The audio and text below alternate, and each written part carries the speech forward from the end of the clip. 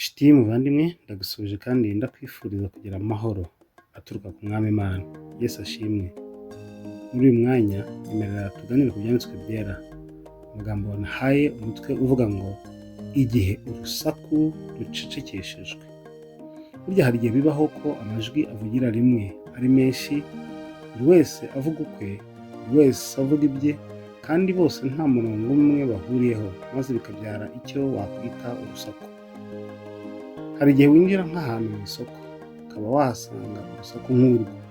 Hamwe ukumva hari abahamagara, ahandi ni radiyo zirimo zivuga cyane harimo imiziki, ahandi wenda ni twa tumikoro dutoya tuba twamamaza, ku buryo rwose biba bigoye ko aho hantu wahumvira ubutumwa bwihariye kuko urusaku aba ari rwinshi. Hari igihe bigira gutya ukumva nk'ahantu mu isoko amajwi yose aracecetse, batabivuganyeho kakaba kanyuzemo. Ariko kandi hari igihe bishobora kuba ngombwa ko ahantu hari amajwi menshi y'urusaku aba yacecekeshwa kugira ngo wenda hatambutswe ubutumwa bwihariye. No mu ivugabutumwa rero hari igihe habaho urusaku rwinshi ruteye ubwoba, aho ushobora gusanga abitwa ko ari abavugabutumwa buri wese avuga ibye, buri wese avuga ukwe, kandi bose nta murongo bahuriyeho nubwo hari umurongo baba bakwiye guhuriraho. Ibyo rero twabyita nabyo urusaku mu ivugabutumwa. Bitwa ko bavuga ubutumwa igihe babaye benshi kandi buri wese avuga ibye, kandi bose bavuga ngo ni Imana yabatumye, bigatuma ubutumwa bwiza butavugwa uko bikwiriye. Ibyo nabyo twabyita urusaku mu ivugabutumwa. Aha rero niho nshaka kuza kwibanda muri iki cyigisho. Burya nshuti bavandimwe, hari igihe Imana izinukwa icyitwa amateraniro y'abantu bavuga yuko basenga. Reka dutangirane n'amateka y'Abisiraheli. Igihe kimwe bari barataye Imana, bijandika mu bigirwamana, ariko kandi bakabivanga no guterana kwera nk'uko bari baratojwe na ba sekuruza. Maze Imana iboherereza ubutumwa bwihariye, ariko wumva ko buteye ubwoba. Nyemerera ufate Bibiliya yawe, duhurire mu gitabo cy'umuhanuzi Mose, dusome igice cya 5 duhereye ku murongo wa 21 kugera ku murongo wa 27. Bibiliya iravuga ngo nanga ibirori byanyu ndabigaya, kandi ntabwo nezezwa no guterana kwanyu kwera. Naho mwantambira ibitambo byoswa mukantura amaturo y'amafu, sinzabyemera, kandi sinzita ku bitambo byanyu by'uko ari amahoro by'amatungo yanyu abyibushye. Nkuraho urusaku rw'indirimbo zawe, kuko ntashaka kumva ijwi ry'inanga zawe. Ahubwo ureke imanza zitabera zigende nk'amazi, no gukiranuka gukwire hose nk'uruzi rusandaye. Mbese hari ibitambo n'amatungo mwanzaniye mu butayu muri ya myaka 40 mwanzu ya Isiraheli mwe?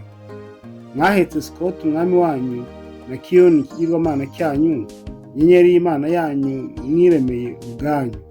Nicyo kizatuma mbajyanisha muri iminyago hakurya y'i Damasiko. Niko Uwiteka avuga, kandi izina rye ni Imana Nyiringabo.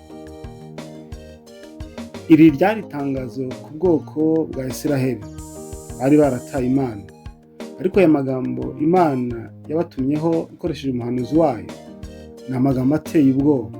Niki cyateye Uwiteka kuzinukwa guterana kwa Isiraheli, kandi barakoraga imirimo yose ijyanye n'amateraniro bari baratojwe? Kuki Uwiteka yazinutswe ibitambo, indirimbo n'amaturo y'uburyo bwose byabo? Kuki kuramya kwabo kwahindutse urusaku mu matwi y'Uwiteka akabyanga urunuka? Ibibazo byose mu kubisubiza ni ingenzi kongera kwibuka impamvu n'uburyo uko kuramya byatangiye mu ishyanga rya Isiraheli. Reka tubihere mu gihe ubwami bwa Isiraheli imiryango 12 bwigabanyagamo kabiri nyuma y'ingoma ya Salomo. Imiryango 10 yagiye mu majyaruguru iyoborwa na Yerobowamu, naho imiryango 2 isigara amajyepfo, aho yari iyobowe na Rehobowamu, umuhungu wa Salomo. Abagiye mu majyaruguru nibo bakomezanyije izina ry'Abisiraheli, bakagira umurwa witwaga Samariya, naho abo mu majyepfo baba Abayuda bakagira umurwa witwa Yerusalemu. ubundi udashingiye ku kuba bari batandukanye, bose bari bakiri bene Yakobo ari we waje kwitwa Isiraheli. Bityo rero gusenga basengera i Yerusalemu nk'uko Salomo yari yarabisabye byagombaga kubabera bose umurongo wo kuramya mu buryo buhoraho, bateguriza Mesiya Kristo Yesu wagombaga kuzavuka. Ariko Yerobowamu wari uyoboye ubwami bw'amajyaruguru bwa Isiraheli yashyizeho uburyo bwo gusenga, ashyiraho gahunda yo kutununga, maze abuza Abisirayeli gusubira gusengera i Yerusalemu, ndetse ni nawe washyizeho igicaniro cy'ahitwa i Beteli. Iyo dusomye mu rwa mbere rw'Abami igice cya 12 umurongo wa 25 kugera ku 31 hagaruka kuri ayo mateka. Hereye ku murongo wa 25 haranditse ngo, nuko Yerobowamu yubaka i Shekemu mu gihugu cy'imisozi ya Efurayimu aturayo. Bukeye arahimuka yubaka i Penuweli. Maze Yerobowamu aribwira ati, noneho ubwami buzasubira ku nzu ya Dawidi. Aba bantu nibazamuka bakajya bajya i Yerusalemu gutambira mu nzu y'Uwiteka, imitima yabo izagarukira shebuja Rehobowamu umwami w'Abayuda, maze banyice bisubirire kuri Rehobowamu umwami w'Abayuda. Umwami aherako yigira inama, arema ibishushanyo by'inyana 2 mu izahabu, abwira abantu ati, byabarushya kujya muzamuka mujya i Yerusalemu, wa bwoko bw'Abisiraheli we, ngizo imana zawe zagukuye mu gihugu cya Egiputa. Maze kimwe agishyira i Beteli, ikindi agishyira i Dani. Nuko ibyo bishushanyo biba ikigusha, kuko abantu bajyaga baza kubiramya, ndetse bakagera no ku Kidani. Kandi yubaka n'ingoro ku tununga, atoranya mu bantu bandi bose batari Abalewi, abagira abatambyi. Impamvu rero yo gusenga basengera mu bwami bwa Isiraheli mu buryo bwabo bwihariye, impamvu yo gusenga no guterana by'i Beteli ubwabyo byari mu murongo Imana yashyizeho. Ikindi kuko bashyikiranaga n'abanyamahanga cyane, byaje kurangira basayisha no mu bigirwamana. Uko gusenga rero kuvanze n'ibyaha Imana yanga urunuka, byatumye Imana izinukwa iryo shyanga, ndetse bahanurirwa ibyago ko bazanyagwa n'abo hakurya i Damasiko. Uyu ukaba wari umurwa wa Ashuri. Damasiko yari umurwa wa Ashuri. Aba kandi akaba ari nabo koko banyaze Abisiraheli. Iryo shyanga rirazimira burundu. Nyuma rero yo kuzimira kw'abo mu majyaruguru ubwami bwa Isiraheli, hasigaye abo mu majyepfo bitwaga Abayuda, na Yerusalemu yabo na bugingo n'ubu.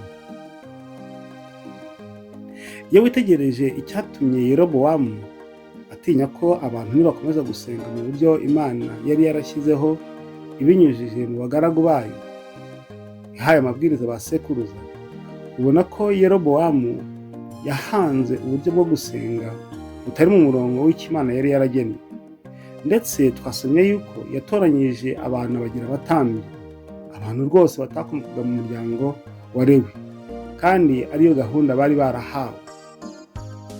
Hanyuma ashyiraho no gusenga, gahunda yo gusenga yo kutununga, afite ubwoba yuko abantu nibakomeza kujya bajya gusengera i Yerusalemu bashobora kuzasubira kuri Rehobowamu umuhungu wa Salomo wayoboraga ubwami bw'Abayuda. Ubu buryo bwo gusenga bishyiriyeho bwabo bwatumye bajya kure cyane y'Imana, ndetse bata umurongo Imana yari yarabahaye, umurongo bagombaga gukomeza bakurikiza igihe basenga cyangwa se bateranye. Ikindi dukwiye kwibuka cyane nuko nubwo bari baratandukanye, yaba Abisiraheli bari baragiye mu majyaruguru, yaba Abayuda bivuga ko basigaye mu majyepfo, aba bose bari bene Yakobo wari ufite isezerano yuko mu ishyanga rizabaturukaho, isezerano ritangira kuri Aburahamu sekuruza wabo, bagombaga guteguriza Mesiya wagombaga kuzavuka. Bityo rero Mesiya yagombaga gukomeza kuba izingiro ry'ubutumwa bagombaga kuba bahetse mu banyamahanga. None se ni iki gituma Imana ishobora kugeraho izinukwa guterana kw'abantu? Reka twongere turebe ingingo ikomeye, urusaku rw'abavuga ko bavugira Imana. Ubundi se kuki gusenga, kuvuga ijambo ry'Imana bigeraho byahinduka urusaku Imana yanga? icya mbere ni uko urusaku usibye kurangaza, usibye gutuma ubutumwa bw'ingenzi butabasha kumvwa n'ababukeneye, burya ni nako urusaku rutuma n'uwakwifuza kuvuga ubutumwa bw'ingenzi bitamukundira. Reka dufate urugero rw'ibyabaye kuri Pawulo. Hari inkuru itangaje iboneka mu byakozwe n'intumwa igice cya 16 duhereye ku murongo wa 16 tukagera ku murongo wa 19. Bibiliya iravuga ngo bukeye tujya aho basengera, duhura n'umuja uragura utewe na dayimoni yungukiraga ba shebuja cyane n'ingemu. Uwo akurikira Pawulo natwe arasakuza ati aba bantu ni abagaragu b'Imana isumba byose, kandi barababwira inzira y'agakiza. Iminsi myinshi agumya kubigenza atyo, ariko Pawulo abonye ko amurembeje arahindukira abwira dayimoni ati ndagutegetse mu izina rya Yesu Kristo muvemo. Amuvamo muri ako kanya. Bashebuja babonye yuko nta ndamo bakimutezeho, bafata Pawulo na Sila barabakurubana babajyana no mu iguriro ku batware. Muri iyi nkuru turabonamo Pawulo agenda n'izindi ntumwa bavuga ubutumwa bwiza, kandi baragenda bakora ibimenyetso n'ibitangaza mu izina rya Yesu, bityo abantu bakakira ubutumwa bwiza. Kandi by'umwihariko mu gihe cya Pawulo, kuko abantu bari baranze Yesu, ibimenyetso n'ibitangaza byinshi byakozwe mu izina rye, biragira ngo abantu bahamirizwe yuko Yesu wishwe, agapfa, agahambwa, akazuka ari we Mesiya wari warasezeranye. Byari ingenzi cyane yuko abantu bose babwirizwaga ubutumwa bwiza bagombaga kwizera Yesu Kristo, bagahishurirwa yuko ari we Mesiya wari warasezeranye. Igihe rero Pawulo yagendaga avuga ubutumwa na Sila, Bibiliya itubwiye yuko bageze ahantu mu midugudu imwe bahasanga ngo umukobwa uragura. Umukobwa ngo yari atewe na dayimoni. Nimugenzura murasanga ibyo uyu mukobwa yavugaga byari ukuri. Nyamara Bibiliya ivuga ko yateje urusaku, kuko ngo yakurikiye Pawulo na Sila ngo asakuza. Umurongo wa 17 twahasomye ngo uwakurikira Pawulo natwe arasakuza ati aba bantu ni abagaragu b'Imana isumba byose, kandi barababwira inzira y'agakiza. Nibyo koko Pawulo na bagenzi be bari abagaragu b'Imana isumba byose, kandi koko babwirizaga iby'inzira y'agakiza. Wavuga ko yarimo ashishikariza abantu rwose kwita ku butumwa bwiza. Wavuga ko uyu mukobwa yarimo ararikira abantu rwose kwita ku butumwa Pawulo n'izindi ntumwa bababwira. Ariko nimukomeza gusoma ngo Pawulo abona ko urusaku rw'uwo mukobwa rumurembeje. Aha harimo ingingo ikomeye. Uyu mukobwa yihishe mu mwambaro wo kuvuga icyo wakwibeshya ko gishyigikiye ubutumwa, maze ateza urusaku rwatumye abantu bose bamurangarira. Kandi na Pawulo ntiyaba akibasha noneho kubabwiriza ubutumwa bwiza kubera urusaku rw'uwo mukobwa, maze Pawulo ayobowe na Mwuka Wera ahishurirwa cyane ko uyu mukobwa utewe na dayimoni, ahishurirwa ko atewe na dayimoni, ko ari imbaraga y'umwuka mubi iri kumukoresha. Niko gucyaha dayimoni, ako kanya dayimoni amusohokamo n'urusaku rurahagarara. Biratangaje. Urusaku mvuga aha ni ya magambo wa mukobwa waraguraga yavugaga ngo aba bantu ni abagaragu b'Imana isumba byose, kandi barababwira inzira y'agakiza. Imana yashimye ko urwo rusaku rucecekeshwe. Nubwo wavuga ko ibyo uyu mukobwa yavugaga byaba byari ukuri koko, kuko yavugaga ko ari abagaragu b'Imana, kandi nibyo koko Pawulo na Sila na bagenzi babo bari abagaragu b'Imana. Umukobwa yavugaga ko barimo babwiriza iby'inzira y'agakiza, nibyo koko n'ubundi bavugaga iby'inzira y'agakiza. Ariko uburyo uyu mukobwa yabikoragamo yateje urusaku byabashaga gutuma abantu barangara. Ijwi rye ko ari n'urusaku rikaganza ubutumwa bw'ingenzi Pawulo na Sila barimo babwiriza abantu bijyanye no kwerereza izina rya Yesu ngo abantu bizere kandi babashe gukira. Satani rero abasha kwihindura nka marayika w'umucyo, kandi abikorera kugira ngo ayobye ubwoko bw'Imana. Ibyo Pawulo yanditse mu rwa 2 rw'Abakorinto igice cya 11 umurongo wa 14 kugera ku murongo wa 15. Bibiliya ihavuga amagambo akomeye, kandi haranditse ngo kandi ibyo si igitangaza kuko na Satani ubwe yihindura nka marayika w'umucyo. Nuko rero ubwo bimeze bityo, ntibyaba igitangaza kugira ngo abakozi be nabo bigire nk'abakozi bagabura ibyo gukiranuka, iherezo ryabo rizahwana n'imirimo yabo. Iri somo rigaragaza cyane neza ko Satani abasha kwihindura nka marayika w'umucyo kugira ngo ayobye n'intore z'Imana niba bishoboka.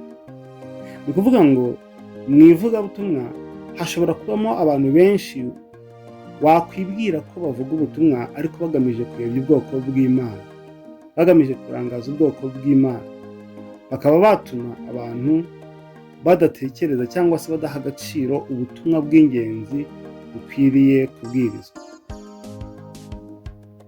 Satani arayobya benshi mu bwoko bw'Imana, ndetse no muri iki gihe biri henshi. Igihe Yesu yavugaga ku bimenyetso byo kurimbuka kwa Yerusalemu, yabihuje cyane no kugaruka kwa Yesu yabihujwe cyane no kugaruka kwe hano kuri iyi si ku musozo w'amateka, aricyo gihe cyacu, minsi y'imperuka. Yesu yari yarahanuye abazihisha mu mwambaro w'ivugabutumwa ngo bayobye ubwoko bw'Imana, kuko iyo dusomye muri Mariko igice cya 13 umurongo 21 kugera ku murongo 23, haranditse ngo icyo gihe umuntu nababwira ati dore Kristo ari hano, cyangwa ati dore ari hariya, ntimuzabyemere, kuko hazaduka abita Kristo n'abahanuzi b'ibinyoma bakora ibimenyetso n'ibitangaza kugira ngo babone uko bayobya n'intore niba bishoboka. Ariko mwebwe mwirinde, dore mbibabwiye byose bitaraba. Ubuhanuzi bwa Yesu burimo ingingo ikomeye cyane yuko nyuma ye hagombaga kubaho abantu biyita Kristo n'abahanuzi b'ibinyoma, kandi ngo bakore ibimenyetso n'ibitangaza byinshi kugira ngo babone uko bayobye n'intore niba bishoboka. None si bivuga ibi dusomye ntibiriho?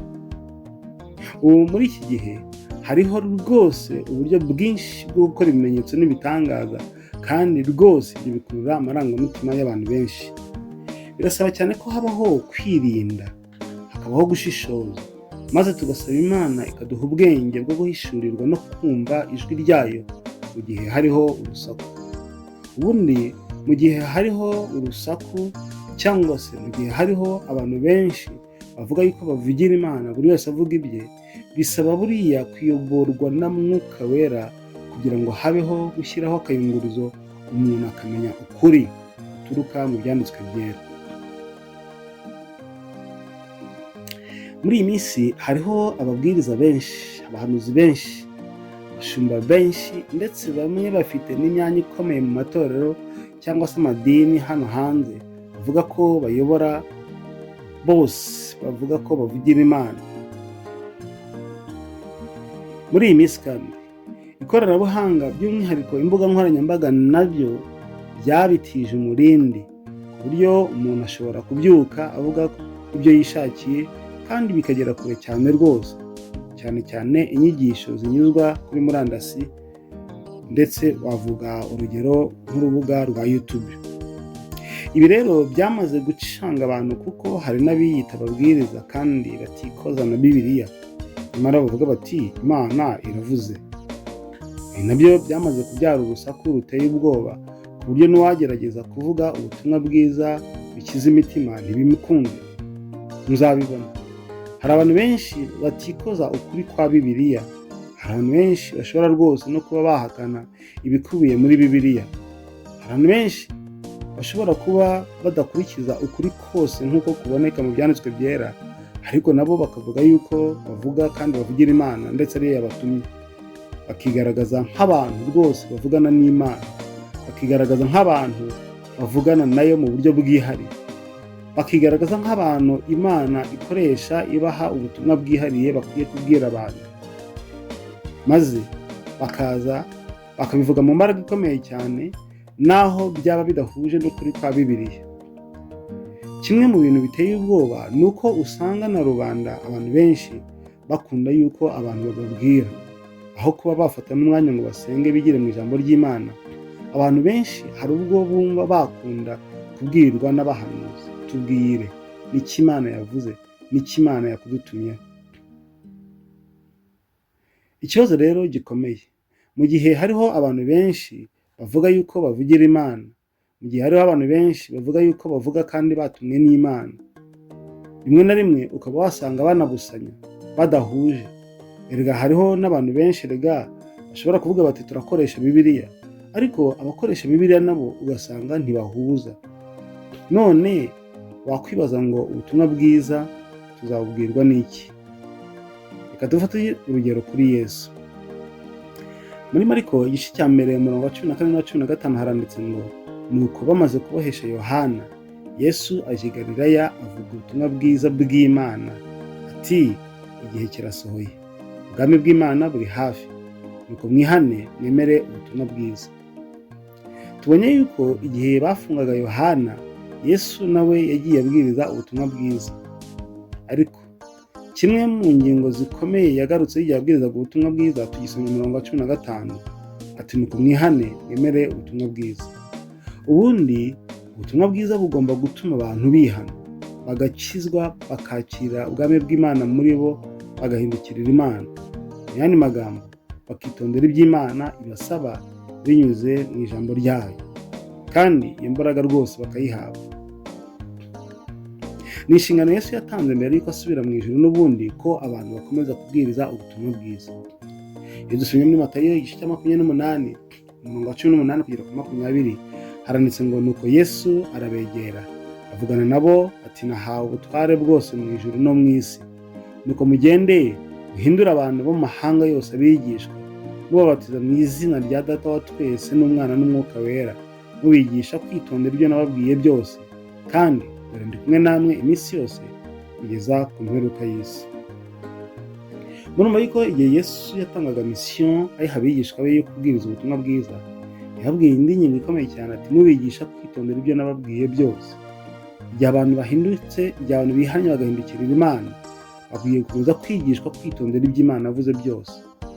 Ikibazo rero ni uko abantu barihisha muri iyi nshingano Yesu yatanze, bakaza buri wese ashyiraho uburyo bwe bwo kwigisha ibyo yita ubutumwa bwiza.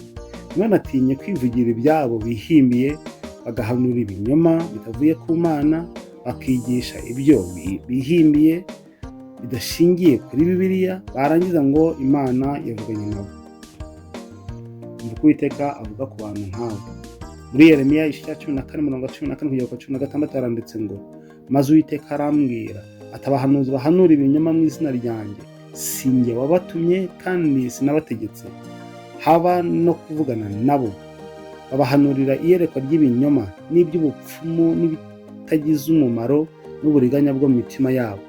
Nicyo gituma Uwiteka avuga ibyo abahanuzi bahanurira mu izina ryanjye kandi ntabatumye, nyamara bakavuga bati, inkota n'inzara ntabwo bizaba muri iki gihugu, ati abo bahanuzi bazarimbuzwa inkota n'inzara. N'abantu abahanuzi bahanuriraga bazagwa mu nzira z'i Yerusalemu bazize inzara n'inkota, kandi ntibazabona gihamba, haba n'abagore babo n'abahungu babo n'abakobwa babo, kuko nzaba mbasutseho ibyaha byabo.